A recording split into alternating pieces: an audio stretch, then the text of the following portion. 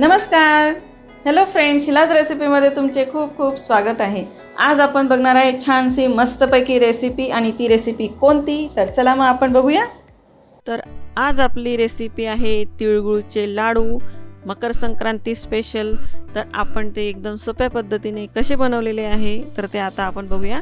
त्यासाठी आपल्याला एवढेच साहित्य लागणार आहे. 250 ग्रॅम आपण तीळ घेतली आहे, सफेद तीळ.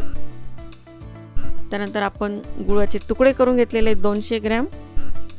जर आपण 250 ग्रॅम तीळ घेतली तर त्याला थोडं गुळ कमी घ्यायचा. 1 चमचा आपल्याला तूप लागेल आणि पाणी लागेल. साधारण 2-3 चमचे घेतले आपण.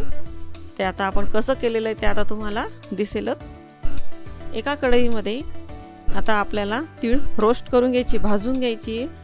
जास्त मोठा गॅस करायचा नाही, व्यवस्थित रोस्ट करायची. थोडा कलर आपल्याला चेंज झाला की काढून घ्यायची आहे.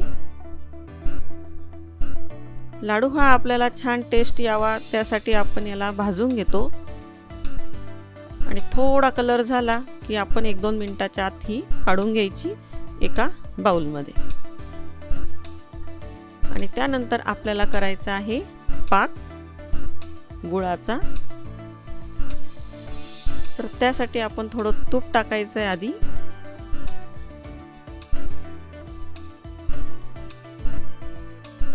त्यानंतर गूळ. त्याला असं व्यवस्थित लहान गॅसवरती मेल्ट होऊ द्यायचं आहे. आणि जेवढं पाणी आपण घेतलं होतं ते लागेल तेवढंच घ्यायचं आहे, साधारण 1 ते 2 चमचे. आणि त्यानंतर लहान गॅसवरती हा झाला आपला गूळ मेल्ट. आणि मेल्ट झाल्यानंतर चेक करायचं आहे आपल्याला की तो घट्ट गोळा होतो आहे का. जर तो असा स्प्रेड होत असेल, पाण्यामध्ये पसरत असेल तर समजायचं की कच्चा आहे. आणि जर तो आपल्याला गोळा होत असेल तर समजायचं आपला गुळाचा जो पाक बनवलेला आहे आपण तर तो रेडी झालेला आहे. तर त्यानंतरच आपल्याला त्याच्यामध्ये ही भाजलेली तीळ टाकायची आहे. असं तुम्ही जर पाक झाल्यानंतर तीळ टाकली तर लाडू व्यवस्थित होतात. आणि जर तुम्ही एका ताटामध्ये तीळ घेतली त्यात तुम्ही हा गूळ ओतला तरीही चालेल, पण गरम कढई असते त्यात आपल्याला लवकर ते मिक्स करता येतं. त्यानंतर जास्तही थंड होऊ नका द्या आणि जास्त गरमही नाही, आपला हात त्यात जाईल असंच आपण ते मिश्रण ठेवायचं.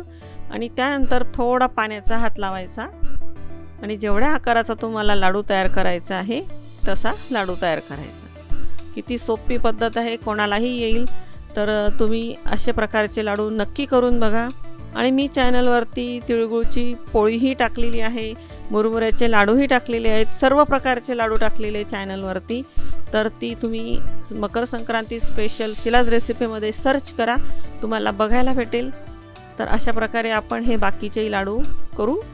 तुम्हाला जी साईज पाहिजे त्या साईजचे हे लाडू तुम्ही करू शकतात.